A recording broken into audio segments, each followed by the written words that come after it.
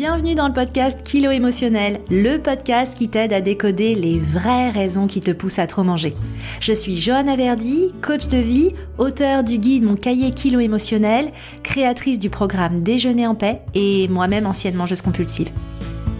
Si la nourriture te rend dingue, si tu te jettes sur la bouffe à la moindre contrariété, si tu rêves de perdre du poids mais que tu es incapable de tenir un régime plus de 2 jours ou 2 heures consécutives, tu es au bon endroit.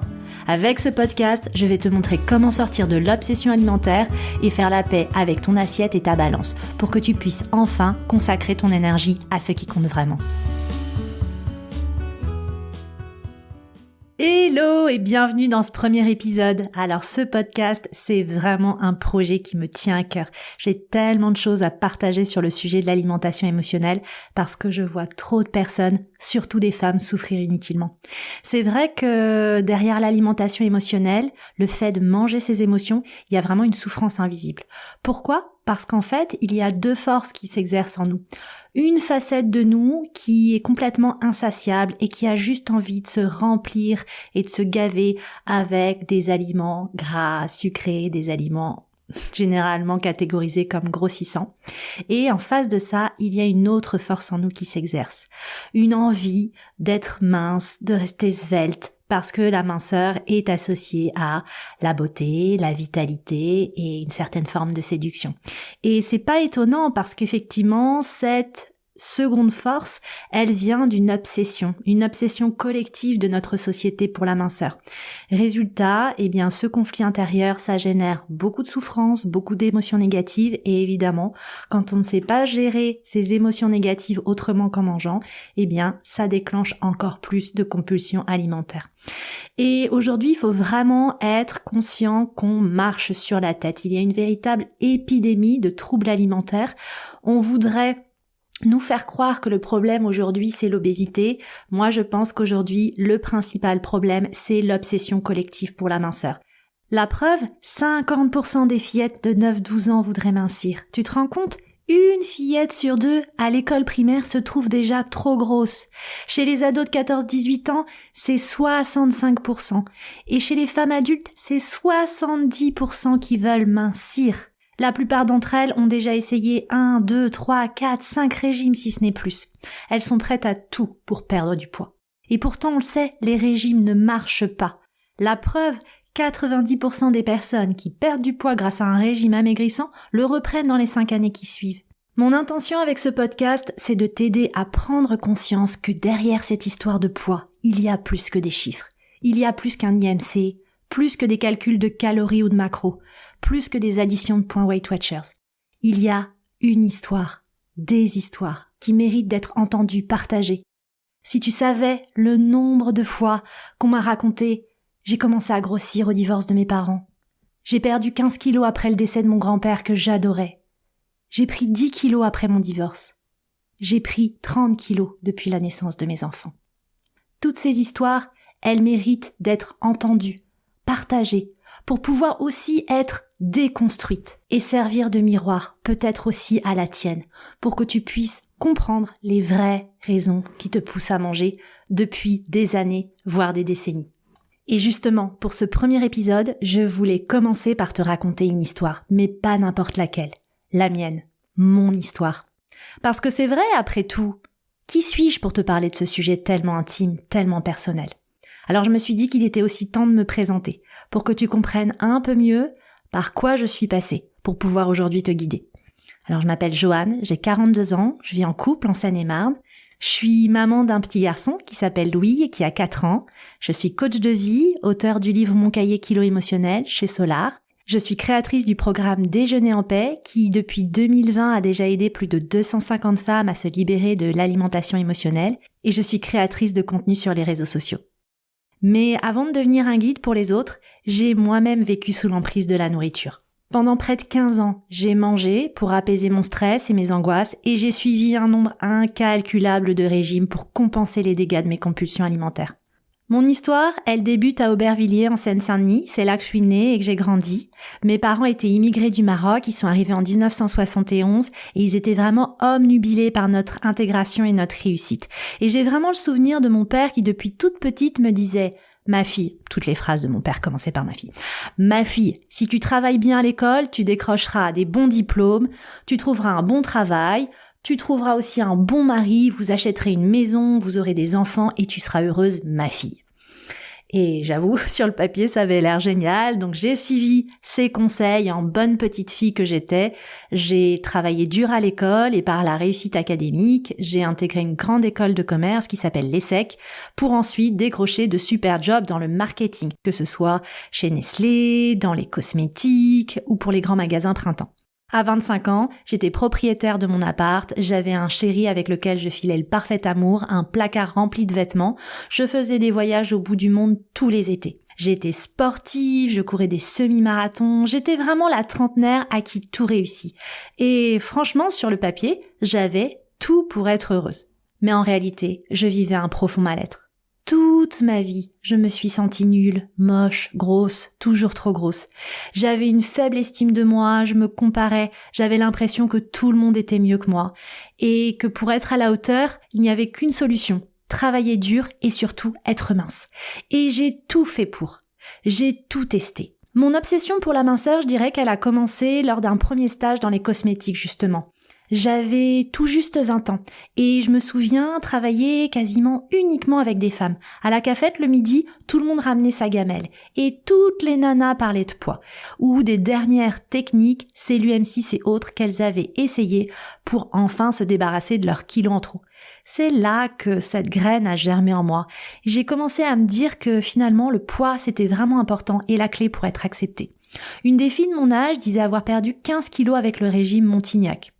Ni une ni deux, le soir même, j'étais à la Fnac pour acheter le livre.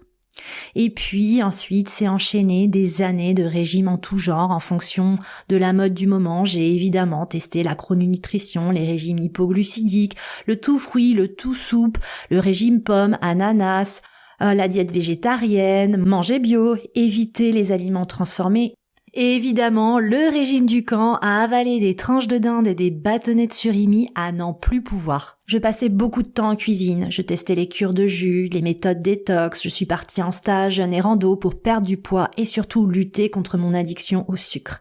Parce que c'était ça que j'avais identifié comme le principal obstacle à ma perte de poids. J'étais quelqu'un de déterminé et de motivé, mais face au sucre, je me sentais faible et sans volonté. Je vais d'ailleurs te raconter une anecdote qui, je pense, résume assez bien à quoi ressemblait mon quotidien. J'ai le souvenir très précis, en fait, le matin d'un collègue qui très gentiment avait ramené une corbeille de mini viennoiseries et il passait de bureau en bureau pour nous en proposer. Et moi, en fait, je venais tout juste de commencer une cure de jus. Ça faisait 2 jours que je ne consommais que des jus, il était hors de question que je prenne une viennoiserie aussi petite soit-elle. Donc gentiment je le remercie, prétexte que j'ai déjà pris mon petit déjeuner et passe au reste de ma journée. Et puis dans un coin de la lucarne, j'aperçois les collègues qui sont en train de passer un bon moment ensemble autour de leur viennoiserie, de leur café, en train de papoter le matin. Voilà, je m'étais aussi privée de ce moment de partage. Et puis la journée passe, les réunions s'enchaînent, le stress s'accumule et sur les coups de 17h, 17h30, face à ma montagne d'emails, j'ai une pensée obsessionnelle qui me traverse. La corbeille de viennoiserie. Et je ne pense plus qu'à une chose. Cette putain de corbeille de viennoiserie. Et je fais le tour de tous les étages et de toutes les kitchenettes à la recherche des restes de la corbeille de viennoiserie jusqu'à que je tombe dessus et que je découvre à l'intérieur de cette corbeille 3 croissants, froids, secs, écrabouillés. Et là, je les gobe, littéralement, je les avale les uns après les autres, sans même respirer, sans même réfléchir, dans la honte, la culpabilité. La dernière chose que je souhaite, c'est que quelqu'un me voie en train de dévorer ces croissants. Et le pire dans tout ça, c'est qu'en fait, je déteste les croissants. Moi, ce que j'aime, ce sont les pains au chocolat. Donc, pour avoir renoncé à cette viennoiserie le matin, je me retrouve comme ça à dévorer les croissants froids. Et j'ai le souvenir précis qu'il y en avait 3 ou 4. C'était finalement une quantité assez raisonnable. La réalité, c'est que s'il y en avait 8, je pense que ce jour-là encore, j'aurais mangé les 8 croissants de la corbeille. Dans ces moments-là, j'étais insatiable et rien ne pouvait m'arrêter. La seule chose qui pouvait m'arrêter, éventuellement, c'était l'inconfort physique. En gros, ça ne rentre plus et c'est ça qui m'arrêtait. Mais le reste du temps, ce qui m'arrêtait, c'était la quantité de nourriture que j'avais à ma disposition. Et je vais pas te mentir, ce genre de situation, ça me rendait folle, ça me désespérait. J'arrêtais pas de me répéter, mais Joanne, tu as accompli tellement de choses dans ta vie, tellement de choses sur lesquelles on ne t'attendait pas. Qu'est-ce qui ne va pas chez toi? Pourquoi tu n'arrives pas à résoudre quelque chose d'aussi simple que ce que tu mets dans ta bouche? Ça me rendait folle. Résultat, j'ai dévoré beaucoup de nourriture, mais aussi beaucoup de livres, de conférences, de programmes de perte de poids et de développement personnel. J'étais vraiment déterminée à comprendre ce qui n'allait pas chez moi. Alors l'avantage, c'est que j'ai développé une connaissance de dingue sur la nutrition, la santé, l'alimentation sportive, les compléments alimentaires. Le moins, c'est que je n'ai jamais réussi à obtenir de résultats pérennes. De l'extérieur, j'avais l'impression que rien ne changeait. Je n'arrivais pas à obtenir les résultats dont je rêvais. Pendant toutes ces années, je vivais en couple et mon copain savait. Il voyait bien qu'il y avait quelque chose qui clochait dans ma relation à la nourriture. C'était quelqu'un vraiment de doux, bienveillant, mais paradoxalement, plus il essayait de m'aider et plus c'était contre-productif. On va pas se mentir, il y a rien de pire quand tu as envie de faire une compulsion alimentaire que quelqu'un sur ton dos qui te dit « Chérie, tu es sûre que tu vas manger tout ça ?» Résultat, en fait, j'essayais juste de me planquer un peu mieux la fois suivante. Mais les choses se sont aggravées et j'ai vraiment touché le fond à l'approche de mes 30 ans. Je sais pas pourquoi, je pense que c'est une sorte de cap psychologique, de chiffres symboliques. Je me suis dit non mais 30 ans, c'est bon, cette fois-ci c'est la bonne, je vais y arriver. Et j'ai ouvert un tableau Excel et j'ai commencé à enregistrer toutes mes calories. Alors, petit aparté, à l'époque, il n'y avait pas toutes les applications qui permettent en un clic d'enregistrer les calories, donc je le faisais à la mano dans mon tableau Excel.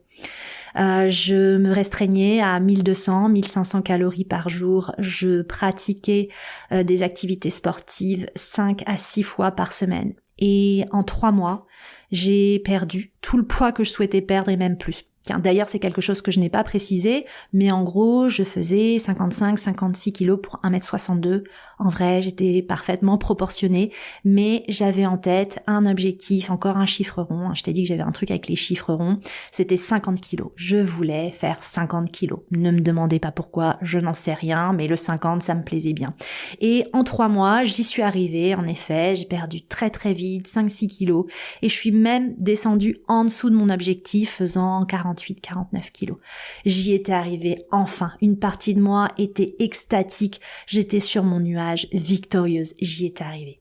Et pourtant, il y avait une autre facette de moi qui était triste. Parce que je prenais conscience que malgré cette perte de poids, je ne m'aimais toujours pas. Sauf que cette fois-ci, j'étais piégée. J'avais fait tellement d'efforts pendant toutes ces semaines à traquer la moindre calorie, à compter, à déduire, à ajouter, à me priver. J'avais trop peur de reprendre ce poids, j'avais fait tellement d'efforts. Mais évidemment, à ce compte-là, on tient pas très longtemps et ça a été impossible pour moi de tenir cette restriction alimentaire. 3 mois plus tard, j'avais repris non seulement les 5-6 kilos perdus, mais en gros, j'avais pris le double. Je me détestais d'être grosse et d'avoir échoué lamentablement. C'est à ce moment-là que j'ai commencé à comprendre que j'avais besoin d'aide et que je n'y arriverais pas toute seule. J'ai pris les pages jaunes, j'ai cherché les noms qui sortaient sous psychothérapie et le hasard a fait que j'ai trouvé une personne géniale, un homme. J'avais besoin d'une incarnation masculine. Au moins avec un homme, je savais que je n'allais pas me comparer. Et cette personne m'a beaucoup aidée. À chaque séance, chaque semaine, je vidais mon sac de cailloux, je commençais à recoller les morceaux de mon histoire, à comprendre un petit peu plus les choses. J'arrivais à faire des connexions avec mon enfance, mon passé, mon père, mon éducation, mon rapport au manque, à l'argent. Et pourtant, malgré tout ce travail et vraiment ce sentiment d'avoir progressé et d'avoir avancé, en fait, mon rapport à la nourriture était toujours dysfonctionnel. Il y avait toujours des événements du quotidien, des rencontres, des conversations qui redéclenchaient toujours les mêmes mécanismes d'auto-sabotage et compulsion alimentaire. J'avais le sentiment d'avoir compris et intellectualisé les choses, mais finalement rien n'était résolu. Et au fond de moi, j'étais toujours obnubilée par l'idée d'être mince et de perdre du poids. C'est vraiment quelque chose qui continuait de me coller à la peau. Donc j'ai pris conscience que la psychothérapie m'aidait, mais finalement ne résolvait pas ma relation avec la nourriture. Et je vais pas te mentir, il n'y a pas eu de solution miracle et tout ce conflit intérieur, ce combat intérieur, ça aurait pu continuer encore des années, voire des décennies. Mais les choses ont de nouveau basculé pour moi en 2016.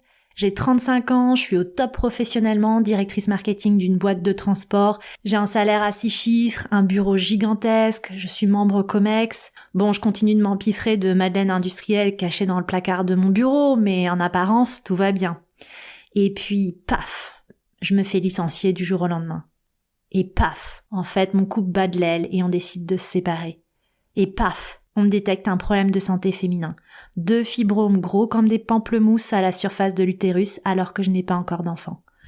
Et là, je passe de tout à rien. Et paradoxalement, c'est cette chute brutale et le vide sidéral qui a suivi qui a marqué le début de ma guérison. Bien sûr, j'ai pleuré. Ensuite, j'ai fait la fête. J'étais célib pour la première fois de ma vie puisque j'avais été en couple avec la même personne de mes 19 à mes 35 ans. Et puis ensuite, j'ai vraiment eu envie de sortir de cette sorte de gueule de bois que je vivais dans ma vie, une sorte de gueule de bois permanente, et j'ai eu envie de reconstruire. Et ça paraît un peu cliché, mais j'ai pris une feuille pour écrire mes rêves. Je me suis demandé, si tu devais mourir demain, quelles sont les choses que tu voudrais vivre et expérimenter ? Et comme une évidence, au sommet de ma feuille, j'ai écrit travailler sur ma guérison à Hippocrates Health Institute. Cet endroit, c'est un oasis de guérison qui est situé en Floride, aux États-Unis, un endroit que j'avais identifié depuis longtemps, qui revenait dans toutes mes recherches, dans toutes toutes les personnes que je suivais, tout me menait à cet endroit et je m'étais toujours dit, quand je serai à la retraite, que j'aurai du temps, de l'argent et plus personne qui compte sur moi, eh bien, j'irai passer du temps à Hippocrates Health Institute. Et voilà. La vie a voulu que, à ce moment-là précis, j'avais un peu de temps devant moi, un peu d'argent et personne, en fait, finalement, qui comptait sur moi. Donc, ni une ni deux, j'ai réservé ma place pour cet endroit, j'ai réservé mon billet d'avion et je suis partie près de 3 mois là-bas. Je tiens à préciser que je suis partie là-bas pour avant tout travailler sur moi et sur ma propre guérison. Et ça a vraiment changé ma vie. Là-bas, j'ai fait un travail profond qu'on appelle Body, Mind, Soul, un travail vraiment global, holistique, à la fois sur le corps, l'esprit, l'âme et les émotions. J'ai découvert l'importance du mouvement, l'importance de l'intégration émotionnelle. J'ai également découvert les groupes de parole. C'est là-bas que j'ai compris. J'ai compris que si j'avais mangé trop toutes ces années, c'était simplement pour apaiser ma peur du manque et m'apporter une forme de sécurité intérieure. Et quand je me mettais au régime et que je me privais, c'était pour retrouver une forme de contrôle dans ma vie. Au fond, je n'étais pas bien dans mon job, j'étais pas à ma place. J'avais du mal d'ailleurs aussi à trouver ma place avec mes amis, avec les autres. Ma vie était en mode pilotage automatique et je me sentais piégée. Alors finalement, avec le contrôle alimentaire, je me donnais l'illusion de pouvoir contrôler quelque chose, mon poids, mon apparence. Ça a été une expérience tellement transformatrice que j'ai eu envie, à mon tour, d'offrir ce raccourci à d'autres. Moi, il a fallu vraiment que je prenne littéralement le mur pour pouvoir faire ce travail de guérison et je suis convaincue aujourd'hui que tu n'as pas besoin d'attendre, comme moi, de rentrer dans le mur pour faire ce travail. Donc voilà, comme j'avais envie d'offrir ce raccourci à d'autres, j'ai continué de compléter ma formation.